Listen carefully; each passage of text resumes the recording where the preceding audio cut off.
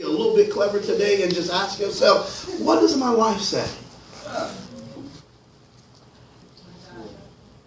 Am I or am I not connected? Y'all ain't talking back to me no more. Y'all mad at me? Watch this. But here's the good part. Here's the good part though. Jesus didn't come in until he knew Thomas was in place. That's good. Y'all don't know when to shout.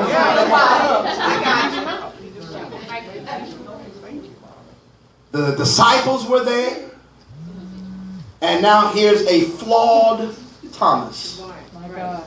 Isn't it something to note that God won't come until the flawed people are in place? Amen. Sure.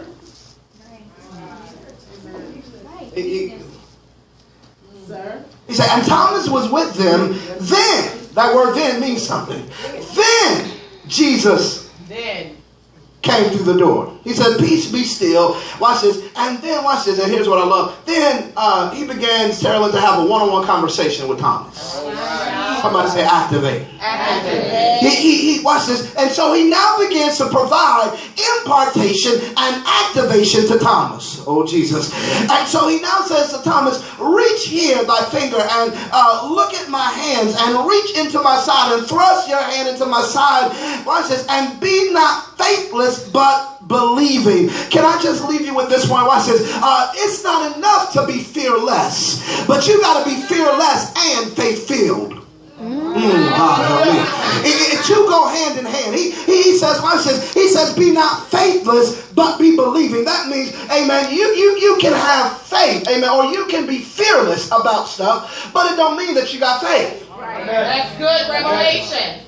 Amen. Just because you're not fearful of anything does not mean you have faith in something else. It just means that you ain't scared no more of this one thing. But now you got to understand that it goes hand in hand. That you not only have to be fearless, but you also have to be faith-filled. You've got to be filled with such a firm and erected faith, amen, that you're unmovable and that you are unshakable. And this is what he was trying to communicate to Thomas. And so he activates Thomas, amen, to include him, watch this, amen, back into the cohort of apostles. Because he's saying, Thomas, it's now or never. Thomas, it's do or die. I wish I had some fun right there. He says, and so Thomas, I'm going to activate you here. God, there's nothing worse, fivefold ministry gifts, than to believe that I'm functioning in my office when I really ain't doing nothing at all.